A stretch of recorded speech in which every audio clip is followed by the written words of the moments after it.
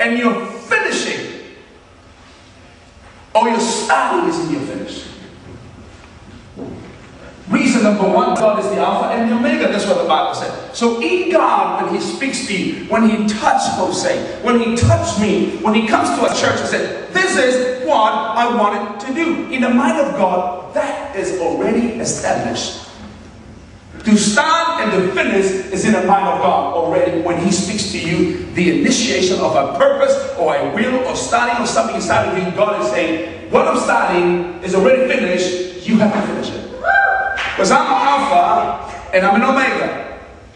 I start, I finish. Alpha, Omega. It's in God. You don't see God saying, I'm the Alpha and hang on, give me a couple of years and I'll tell you that I'm the Omega. Have you ever heard God say that? No, in Him, the Alpha and the Omega coexist. The two dimensions somehow mingle together in God. And when He touches you, He's saying, listen, I'm starting something in you. You're going to finish because the finishing is already predetermined. Alpha, Omega. That's why we have to finish, because it should be our nature. And we're sitting here saying, well, you know what? It's kind of hard. I know God's called me, and I'm kind of struggling to get to the end. That's not the nature of the God we serve. He's the Alpha. He's the Omega also at the same time. He's not an Alpha, and then later on, He decided to call Himself the Omega. The moment He touched you, the moment He initiates, He is saying to you, two dimensions coming into you, Alpha, Omega, right there. You can do it. You can start and finish. You understand me? Yes. Some ministry will teach you and say, well, you know what? Your baby Christian may take some years to grow. I'm saying that's what makes the church weak, because the church of Jesus today has been fed with baby for too long. Next Sunday is one of those rice bowl little bottles that I feed my little baby Cyrus with. That's what they give to the church. Oh, here's another rice bubble. Here's a carrot and potato mix for you, church. It's all mashed up for. Listen, you are what you eat. If you eat baby food, you become a baby. If you eat giant food, you become a giant. In the apostolic, we eat substance.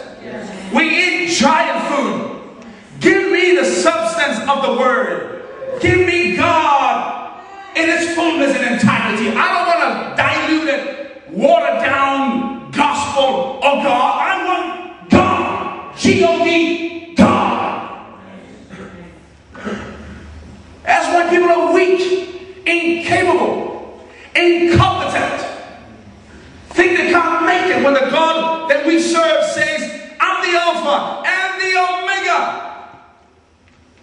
Happens at the same time. Those two dimensions are stirred within us at the same time. He starts, He finishes. It's established to God, and we must quickly gravitate to that understanding that, hey, He's starting something, it's done deal with me. Though in the natural it may not be seen, but to you it's a done deal. That's a mentality to finish. Mentality to finish. So that we can go home and just rest forever. If we could rest forever. And get away from eating baby food, guys. Some of the books you read don't help you. Some of you guys are running around getting books from the bookshop. You're reading things that kind of relate to your emotional state. Get some stuff that will hit you up in the spirit. When I'm struggling with my mind, so I go get a book that helps me organize my mind. People, listen, we don't have time to teach you how to organize your mind. The only time we have now in the apostolic is to grab you violently and vehemently and thrust you into God. Once you hit God, your mind will be corrected. Once you hit God, your heart will be in the right posture and standing. Look at this guy here.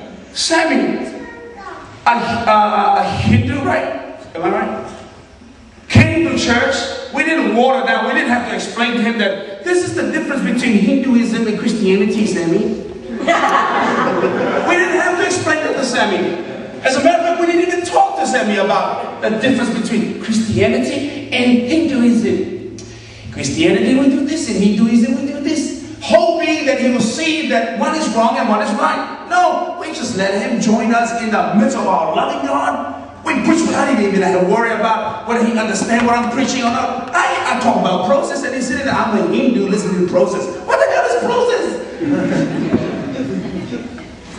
2 weeks ago, he got up in our men's ministry and told everybody the Lord Jesus while he was in the toilet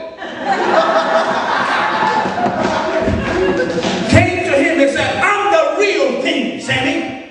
And he gave his life to Jesus in our men's ministry.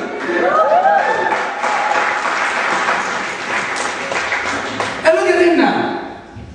We didn't have to explain to everybody everything. Thrust them into God. Bring them to the substance of God. Tell them who God is. What you think God is, your interpretation of God will be warped and twisted.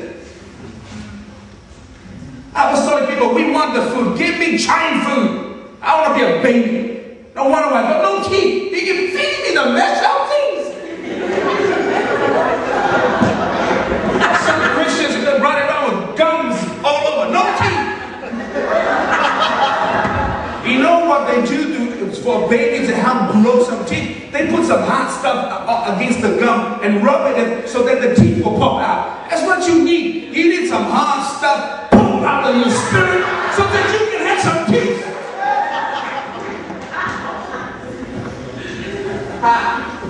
Every time somebody puts some hot stuff to, kind of cut into your gums so that the teeth will go, oh, Pastor, it hurts.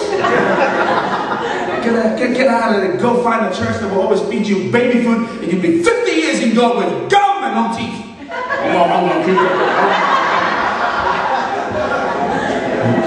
You got no power. You got no bite. You got no tenacity. You got no aggressiveness inside. You got no pursuit. You got nothing. It's just nothing. Spineless. Why do we need a finishing mentality? Because God is the finishing God. He starts and finishes. And the finishing is already predetermined.